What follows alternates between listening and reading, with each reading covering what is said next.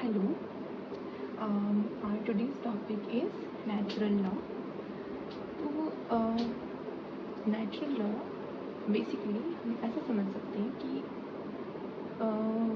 हमारी inner feeling जो है, जो राइट और रॉन्ग को डिफ्रेंशिएट करना समझती है, हमारे जो मॉरल्स हैं, क्या सही है क्या गलत है उसे पहचानने के जो मॉरल्स हैं वही है नेचुरल लॉ। जैसे कि हम किसी के साथ कुछ गलत होने नहीं दे रहे हैं, खुद के साथ कुछ गलत होने नहीं दे रहे हैं, और किसी के साथ कुछ डिस्क्रिमिनेशन नहीं कर रहे हैं, कोई फ़र्क पैदा नहीं कर रहे हैं, ना तो कलर का, ना कास्ट का, पर ना कोई क्रीड का, ना रिलीजन का, कोई डिस्क्रिमिनेशन पैदा नहीं कर रहे हैं। तो किसी की हेल्प कर रहे हैं, किसी का वॉलेट भूल गया है, फॉर एग्जांपल किसी का वॉलेट भूल गया है, लेकिन आपने क्या किया, आपने उस वॉलेट को उसे वापस लौटा दिया उस इंसान को।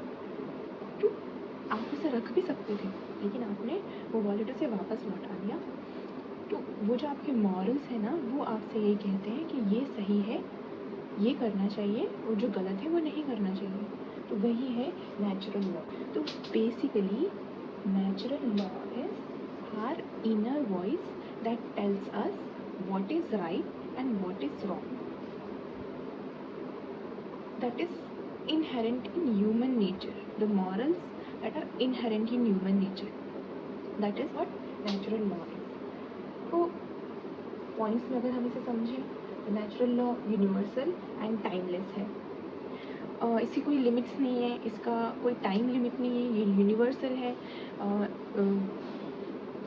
कोई रिलीजन नहीं देखा जाएगा इसमें कि हिंदू है, मुस्लिम है, या प्लेस नहीं देखा जाएगी कि मैं इंडिया में रहता हूँ, पाकिस्तान में रहता हूँ, या अमेरिका में रहता है तो हम कोई हेल्प नहीं करेंगे किसी की, ये नहीं है।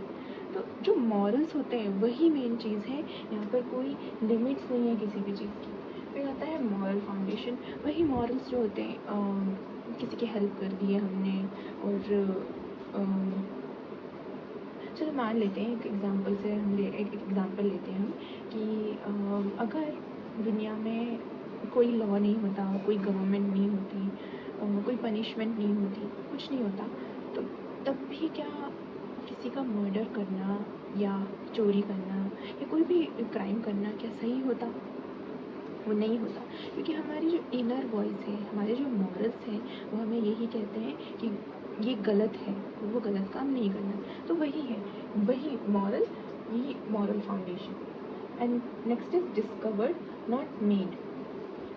ऑफ कोर्स मतलब नेचुरल लॉ डिस्कवर्ड है, नॉट मेड, किसी ने बनाई हुई नहीं है। अगर मैं एग्जांपल से बताऊँ आपको तो अगर आप रास्ते में चल रहे हैं एंड क्या होता है कि आपका पैर कहीं टकरा जाता है, किसी पत्थर से टकरा जाता है, और आप उस पत्थर को ये सोच के कि ये मुझसे टकरा गया, कल को किसी और से टकरा जाएगा, तो आप उस पत्थर को साइड में कर देते हैं। तो ये कोई लॉ तो नहीं है, पत्थर पड़ा है तो उसको साइड में हटाना ज़रूरी है, लॉ तो नहीं है, लेकिन आपने वो किया।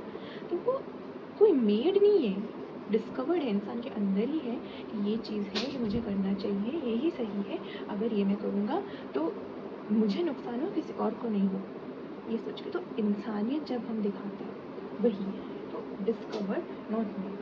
नेक्स्ट है higher than man made laws. तो natural law man made law से हायर ही रहेंगे। क्यों? क्योंकि कोई भी रूलर या कोई भी गवर्नमेंट ये रूल तो नहीं बना सकता कि हम किसी को भी पकड़ के कभी भी उसे मार सकते हैं, गोली मार सकते हैं, ख़त्म कर सकते हैं। कोई भी ऐसे मन से तो लॉ नहीं बना सकता।